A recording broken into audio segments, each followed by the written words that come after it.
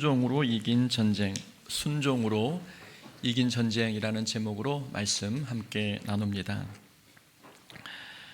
이스라엘 민족이 광야 40년 생활을 마치고 요단강을 건너 가나안 땅에 도착했습니다.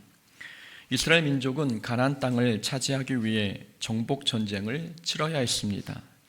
그러나 전쟁을 앞둔 이스라엘 민족은 먼저 길갈에서 할례를 행했고 유월절 절기를 지켰습니다.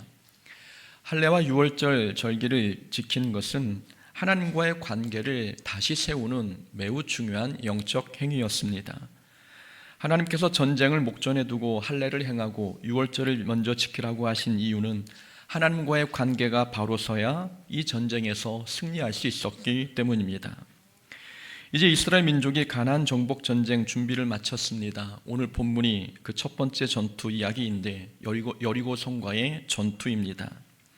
지난번에 여리고성을 한번 살펴보았지만 다시 한번 복습하는 의미에서 살펴보고자 합니다. 한번 사진을 보시면 이 사진은 역사 속에 묻혔던 여리고성을 고고학 발굴로 드러낸 모습입니다.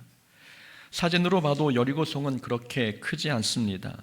길이 100m에 폭이 200m 정도였으니 당시 여리고는 중간 규모의 도시국가였습니다. 여리고성의 크기는 오늘날로 말하면 축구장 4개 정도의 크기입니다. 인구는 1,500여 명 정도였으며 성 둘레가 600m 정도였으니 한 바퀴를 도는데 20분이면 충분했습니다. 성의 규모는 그렇게 크지 않았지만 문제는 이 여리고성은 지형적인 면과 구조적인 면에서 점령하기 어려운 난공불락의 성이었다는 점입니다. 외벽은 이중 구조로 되어 있었습니다. 외벽과 내벽의 거리는 3m에서 4m 정도였고 외벽과 내벽 사이에 주민이 거주하기도 했습니다. 여리고성을 옆에서 보면 이 성이 왜 난공불락의 성인지 알 수 있습니다. 여리고성은 높은 지대에 자리 잡고 있었기에 여리고성 도시는 지면으로부터 적어도 14m 위에, 그러니까 아파트 5층 높이에 건설되었습니다. 외벽은 5m 높이의 옹벽 위에 한 7m 높이의 성벽을 올려서 만들었습니다. 성벽의 두께는 3m 정도였고 이 외벽을 무너뜨린다 해도 그 안쪽에 또다시 한 6m에서 8m 높이의 내벽이 있었습니다. 내벽은 외벽보다 더 단단한 재질로 만들어져서 여리고성을 점령하기란 거의 불가능에 가까웠습니다. 설사 점령한다 해도 아군도 상당한 피해를 볼 수 있는 그런 성의 구조였습니다. 여리고성은 이스라엘의 정복 전쟁 첫 상대로서는 어려운 상대였습니다. 그렇다고 이 성을 피해갈 수 있는 것도 아니었습니다. 여리고성은 전략적으로 중요한 위치에 있었기에 가나안 정복 전쟁을 승리로 이끌려면 이 여리고성은 반드시 점령해야 했습니다. 당시 가나안의 국가 형태는 도시국가였습니다. 평소 흩어져 있던 도시국가들이 위기 상황에서는 서로 동맹을 맺어 외부 세력에 대항하고 있었습니다. 가나안 땅의 여러 도시국가가 서로 연합하지 못하도록 하려면 이 여리고성은 반드시 정복돼야 했습니다. 여리고성은 요단 동편에서 요단 서편으로 건너가는 길목에 있었습니다. 여리고성을 점령하면 가나안 땅의 허리를 잇는 동서횡단 도로를 장악하게 되고 그러면 가나안 도시 국가들이 연합할 수 있는 길이 차단됩니다. 이런 이유에서 여리고성은 반드시 점령해야 하는 중요한 요충지에 있는 성이었습니다. 그러나 말씀드린 것처럼 여리고성은 점령하기 어려운 성이었습니다. 이스라엘 백성은 처음부터 너무 어려운 적을 만났습니다. 마음 같아서는 처음에는 쉬운 적부터 만나 차례로 승리하면서 전투 경험도 쌓고 자신감도 얻으면 좋은데 이스라엘 백성은 처음부터 천혜의 요새 같은 여리고성을 상대해야 했습니다. 우리의 신앙생활도 이럴 때가 있습니다. 무엇인가 시작하려고 하면 처음부터 여리고성 같은 커다란 문제가 우리 앞을 가로막을 때가 있습니다. 작은 문제부터 다가오는 게 아니라 처음부터 커다란 문제가 다가와서 우리를 당황스럽게 하거나 시험에 빠지게 합니다. 그래서 신앙생활을 시작한 초기에 시험에 들어 신앙생활을 중단하는 자들이 많습니다. 목회자들도 목회 초기에 시험에 들어 포기하는 자들도 있고 교회 일도 처음에는 의욕적으로 뛰어들었다가 그 초기에 상처받아 그만두는 사람들도 있습니다. 처음부터 여리고성 같은 커다란 문제가 앞을 가로막았기 때문입니다. 사탄은 영적 전쟁에서 절대 우리 형편을 봐주지 않습니다. 우리가 신앙생활의 초보라고 해서, 신앙생활을 이제 막 시작했다고 해서 우리를 살살 상대해 주지 않습니다. 시간이 지나면 분명 우리 믿음이 성장할 것 같으니 사탄은 처음부터 우리에게 카운터 펀치를 날리는 것입니다. 다윗도 처음 참전한 전쟁에서 골리앗을 만났습니다. 이스라엘 백성도 출애굽하자마자 쓴물이 나는 마라샘을 만났습니다. 요셉이 처음 겪은 고난은 형들에게 노예로 팔리는 고난이었으며, 다니엘의 세 친구가 겪었던 첫 시련도 풀무불에 던져지는 시련이었습니다. 처음 겪는 고난치고는 고난의 수위와 강도가 너무 높습니다. 사탄이 성도들의 믿음의 싹싹을 자르려고 처음부터 강도 높게 공격한 것입니다. 영적 전쟁에서는 어떤 적응 기간이나 인턴 과정이 없습니다. 영적 전쟁은 처음부터가 실전입니다. 사탄은 우리가 믿음이 좋든 약하든, 우리의 신앙생활이 초보든 경력자든 봐주지 않고 초반부터 전력으로 달려듭니다. 그래서 우리는 신앙생활에서 하나님을 위해 무엇인가 새롭게 시작하는 일이 있다면 처음부터 각오를 단단히 하고 영적으로 깨어 있어야 합니다. 우리가 처음부터 전력을 다해 신앙생활하지 않으면 우리는 절대 여리고성과 같은 문제를 이길 수 없습니다. 그래서 신앙생활은 처음부터 FM대로 해야 합니다. 신앙생활이 처음이니까 처음에는 천천히 적응해 가고 나중에 열심히 하면 된다고 생각한다면 위험한 생각입니다. 사탄은 처음부터 여리고성 같은 커다란 문제로 우리를 공격하는데, 우리는 처음에는 전력을 다하지 않고 천천히 하려고 한다면 어떻게 그 대적을 이길 수가 있겠습니까? 그러니 신앙생활은 처음부터 요령 피우지 말고 제대로 감당해야 합니다. 신앙생활에서는 무엇을 하든 처음부터 전력을 다하고 초기부터 최선을 다해야 합니다. 이스라엘 민족이 여리고성과 싸워 이겼습니다. 그것도 너무 간단한 방법으로 승리했습니다. 하나님께서는 이스라엘 민족에게 여리고성을 하루에 한 바퀴씩 돌고 마지막 7일에는 7바퀴를 돌라고 말씀하셨습니다. 성을 다 돈 후에는 7 제사장에게 양각 나팔을 불라고 하셨고, 나팔 소리가 들리면 이스라엘 민족 전체가 일제히 소리 지르도록 명령하셨습니다. 그러면 성이 무너질 것이라고 말씀하셨지요. 이스라엘 백성은 하나님 명령에 순종했고, 순종한 결과 견고했던 여리고성이 무너져 내렸습니다. 이 여리고성과의 전쟁은 순종으로 이긴 전쟁입니다. 여리고성을 순종으로 이겼다는 것은 신앙생활에서는 순종이 가장 강력한 무기라는 것을 가르쳐 줍니다. 순종은 하나님의 능력을 불러오는 통로이고 모든 문제를 해결하는 열쇠입니다. 우리 앞에 어떤 큰 문제가 나타나도 우리가 하나님께 순종하면 능히 삶의 문제를 이길 수 있도록 하나님께서 역사해 주십니다. 그런데 만약 우리가 여리고성 전투에 참여한 사람이라면 하나님의 이 명령에 순종할 수 있었을까요? 요새와 같은 성을 함락해야 하는데 성을 하루에 한 바퀴씩 돌라고 하면 우리는 과연 그 명령을 어떻게 생각했을까요? 하나님께서 명령하신 내용은 그렇게 순종하기 어려운 내용은 아니었습니다. 성을 하루에 한 바퀴 도는 것은 힘들거나 어려운 일이 아니라 누구나 쉽게 따를 수 있는 내용이었습니다. 그런데 아이러니하게도 사람들은 순종의 내용이 쉬우면 순종을 더 어려워한다는 점입니다. 순종의 내용이 쉬우면 순종을 더 어려워합니다. 만약 하나님께서 여리고성 함락을 위해 투석기를 준비하라고 하고 높은 사다리를 만들라고 말씀하셨다면 고민 없이 순종할 것입니다. 아니, 성을 기어 오르라고 해도 성을 기어 오르는 것이 성을 도는 것보다는 순종할 만한 명령이라고 생각할 것입니다. 성을 기어 오르는 것은 그래도 성을 점령하는 일과 상관이 있기 때문입니다. 그런데 성을 하루에 한 바퀴씩 도는 것은 아무리 좋게 생각해 봐도 성 점령과는 아무 상관이 없어 보입니다. 그러니 순종의 내용이 쉬워도 순종하기는 어려운 것입니다. 그러니까 결국 사람들이 순종을 어려워하는 이유는 명령 내용이 어려워서가 아닙니다. 자기 생각을 내려놓는 게 어렵기 때문입니다. 사람들이 순종에 실패하는 이유는 순종의 내용이 어려워서가 아니라 자기 생각을 내려놓는 게 어렵기 때문입니다. 열왕기 하에 보면 아람의 군대 장관 나아만이 자기의 병을 고치기 위해 엘리사 선지자를 찾아온 내용이 있습니다. 나아만은 엘리사를 만나면 자기 병을 고칠 수 있다는 말에 먼 길을 마다하지 않고 엘리사를 찾아왔지요.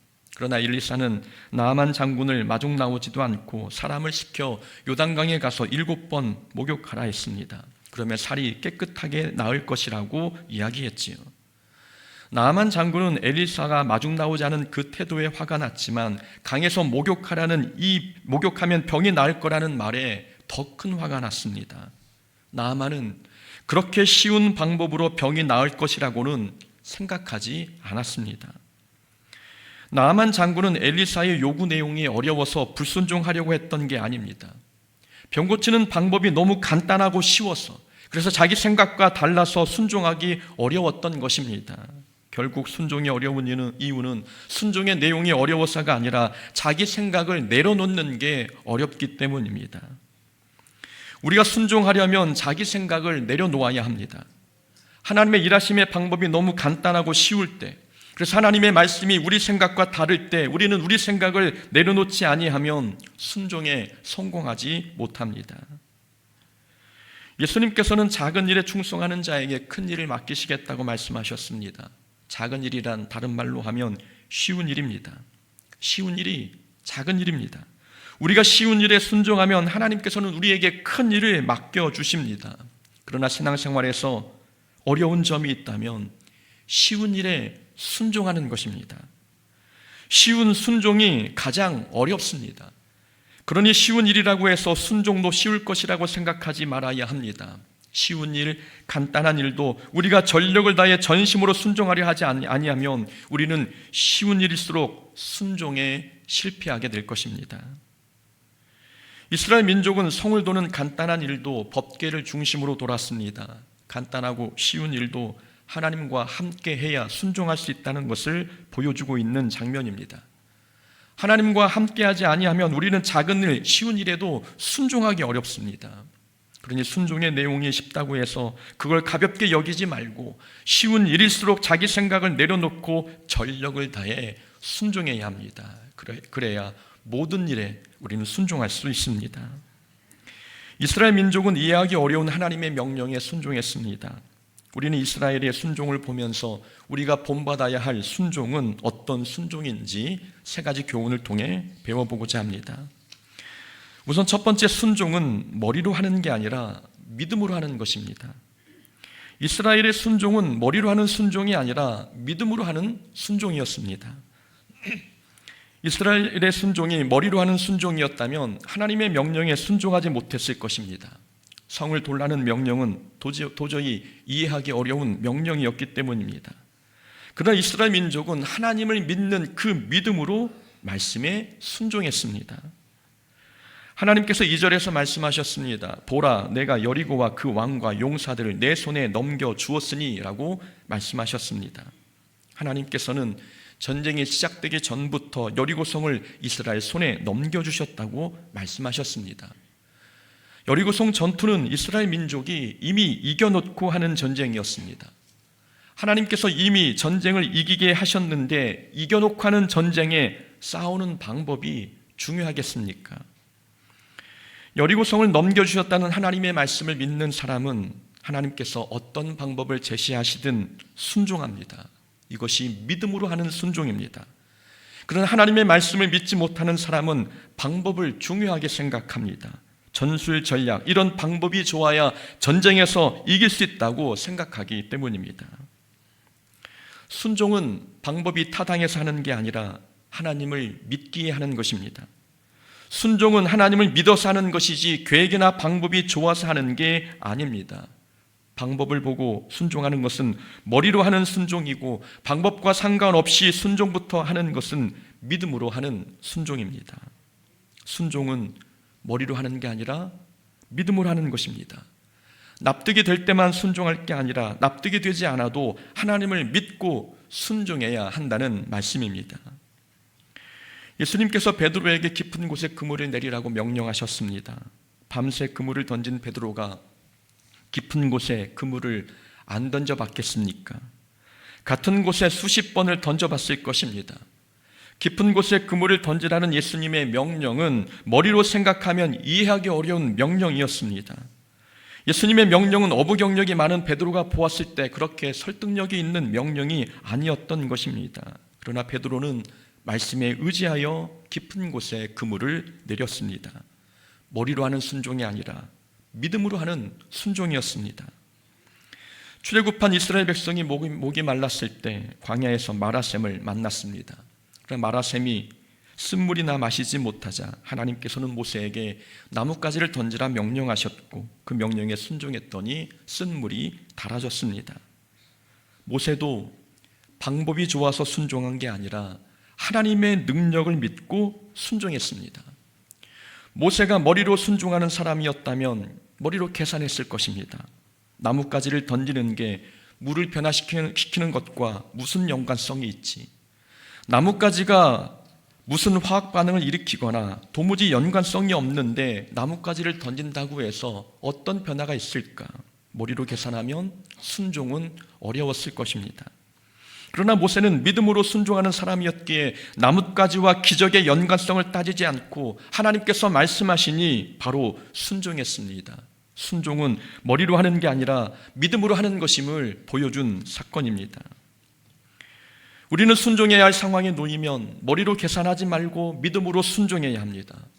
머리로 이해되는 것만 순종하지 말고 이해되지 않아도 하나님을 바라보고 순종해야 합니다. 우리는 방법에 순종하는 자가 아니라 하나님께 순종하는 자이고 머리로 순종하는 사람이 아니라 믿음으로 순종하는 사람입니다. 두 번째로 순종은 부분적인 순종이 아니라 전인격적인 순종이어야 합니다. 순종이란 행동으로만 순종하는 게 아닙니다. 행동에 생각, 말, 마음을 포함해서 전인격적으로 하는 게 진짜 순종입니다. 하나님께서는 이스라엘 백성에게 성을 돌라고 명령하시면서 조건을 붙이셨습니다. 일단 성을 돌 때 순서가 있었습니다. 하나님의 임재를 상징하는 법궤를 중심으로 맨 앞에는 무장한 군인이 서고 그 뒤에는 양각 나팔을 든 제사장 7명이 섰습니다. 그리고 그 뒤에는 법궤가 위치하도록 하셨고 법궤 뒤에는 무장한 군사가 서서 행진하도록 하셨습니다. 그러니까 순서를 보면 무장한 군인, 제사장, 법궤 그리고 무장한 군인 이런 순서였습니다. 이 순서대로 성을 돌아야 하고 또한 성을 돌 때 사람들은 말을 하면 안 되었습니다. 10절에 보면 말씀하기를 너희는 외치지 말며 너희 음성을 들리게 하지 말며 너희 입에서 아무 말도 내지 말라. 성을 돌 때 침묵하라고 말씀하셨습니다. 침묵을 명령하지 않으셨다면 아마 불평하는 사람들이 생길 게 뻔했기 때문입니다. 광야 40년 동안 불평했던 사람들이 성을 돌라는 명령 앞에서 불평하지 않았겠습니까? 하나님께서는 그래서 말을 하지 못하도록 명령하셨습니다. 또한 나팔 소리가 들리면 모두가 함께 소리를 질러야 했습니다. 그러니까 이 백성들의 귀는 언제나 나팔 소리에 집중하고 있어야 했습니다. 나팔 소리에 집중하려면 여리고성 주민들이 퍼붓는 비난과 조롱은 귀담아 듣지 않아야 합니다. 하나님께서 명령하신 것은 단순히 성만 돌라는 게 아니었습니다. 성을 돌되 말하지 않아야 하고 행렬 순서를 지켜야 하며 나팔 소리도 잘 들어야 했습니다. 그리고 성을 점령하고 얻은 전리품은 모두 하나님께 바쳐야 했습니다. 18절에 보면 그 바친 물건에 손대지 말라고 하나님께서 말씀하셨습니다. 하나님께서 원하시는 순종은 전인격적인 순종이었습니다. 그러니까 몸만 성을 돈다고 해서 그걸 순종이라고 생각하면 안 됩니다. 순종에는 행동이 당연히 따라와야 하지만 입과 눈과 귀와 마음도 그 순종에 동참해야 진짜 순종입니다.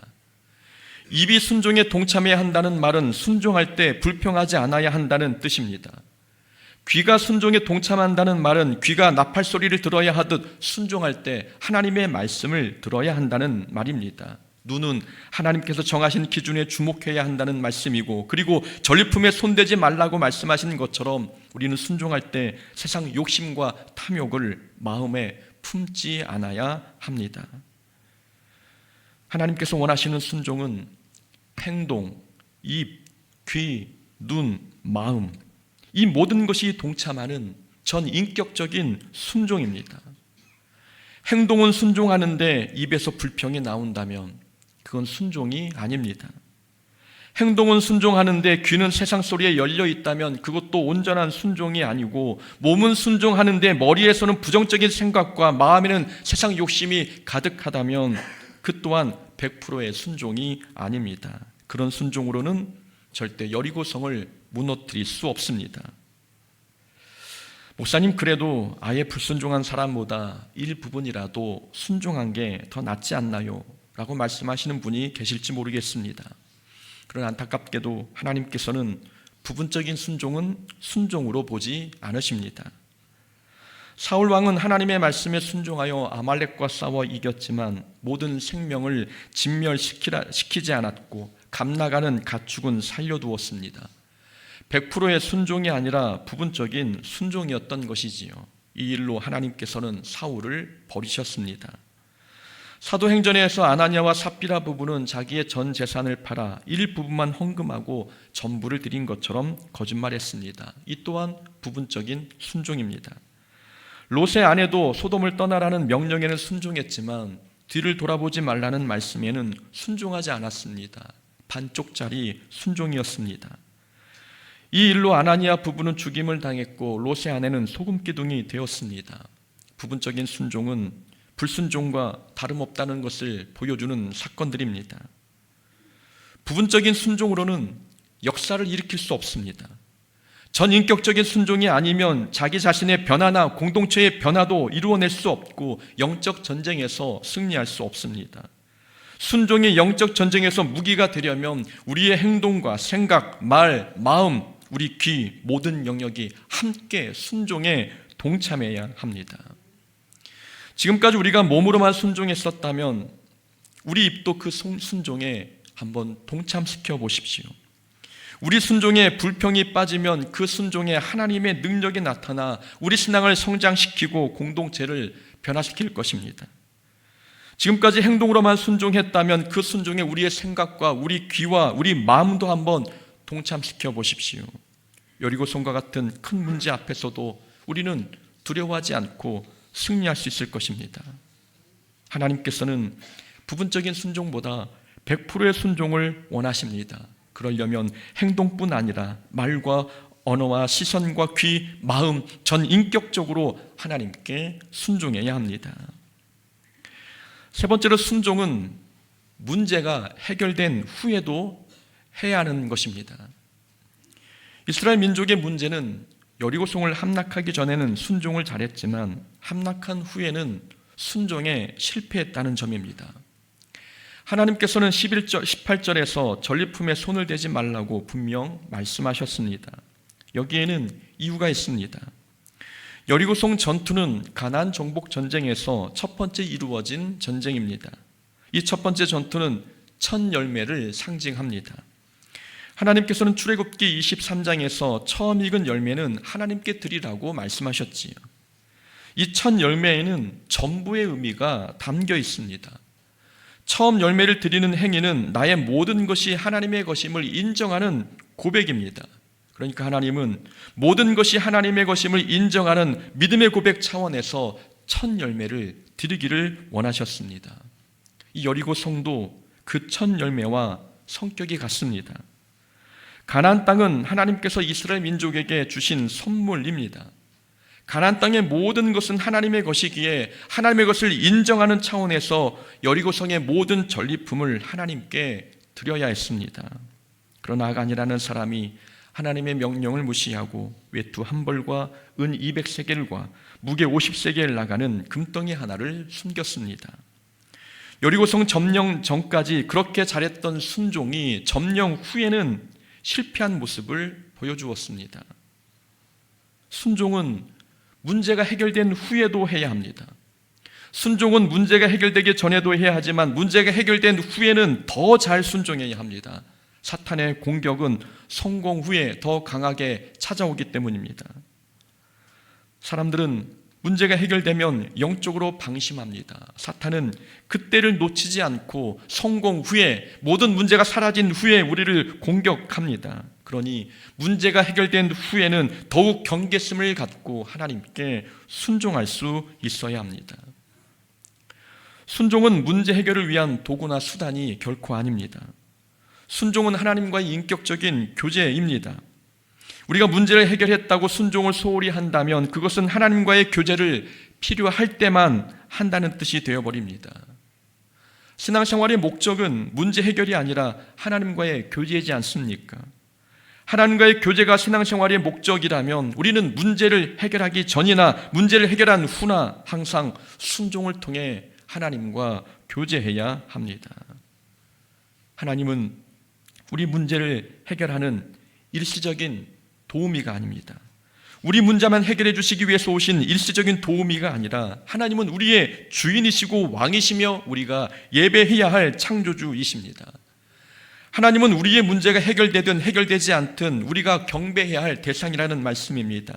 그러니 문제 해결을 위해 그때만 순종하지 말고 문제가 해결된 후에도 하나님 앞에 계속적으로 순종해야 합니다.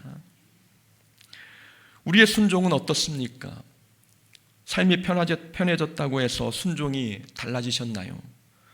기도 제목이 응답되었다고 해서 기도를 멈추셨나요? 원하는 것을 얻었다고 해서 신앙생활이 느슨해지지는 않으셨나요? 영적인 전쟁은 아직 끝나지 않았습니다. 여리고성 뒤에는 아이성도 존재했습니다. 여리고성에서 이겼다고 해서 전쟁이 다 끝난 것처럼 순종을 소홀히 했기에 이스라엘 민족은 아이성과의 전쟁에서 패배했습니다. 문제가 해결된 후에도 순종하지 아니하면 아이성과 같은 작은 문제 앞에서도 넘어질 수 있다는 것을 우리에게 보여준 사건입니다. 그러니 하나의 문제가 해결되었다고 해서 영적 경계심을 풀지 말고 우리는 문제가 해결된 후에도 더 깨어 순종해야 합니다. 하나님께서 우리에게 원하시는 모습은 문제 해결 후에도 순종하는 모습입니다. 신앙생활에서는 순종이 제일 어려운 것 같습니다. 늘 순종 때문에 우리는 고민하고 순종 때문에 마음 상해하고 순종 때문에 갈등이 일어나기도 합니다. 순종이 신앙생활의 전부이기에 순종이 흔들리면 신앙생활 전체가 흔들려 버립니다. 신앙생활에서 순종이 가장 힘든 이유는 사탄의 가장 큰 목표가 우리의 순종을 방해하는 것이기 때문입니다. 사탄은 순종이 영적 전쟁에서 가장 강력한 무기인 것을 알고 있습니다. 그래서 어떻게 해서든 순종을 방해하여 우리가 영적 전쟁에서 승리하지 못하도록 회방하는 것입니다. 그러니 우리는 어떤 일이 있어도 순종에 실패하지 않아야 합니다.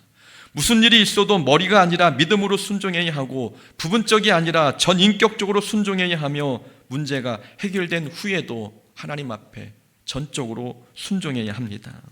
순종하는 것만이 영적 전쟁에서 승리하는 비결입니다. 매일 일상에서 순종함으로 인하여서 여리고성과 같은 문제와 만나도 싸워 승리하는 우리의 삶이 될 수 있기를 주의 이름으로 축원합니다. 아멘.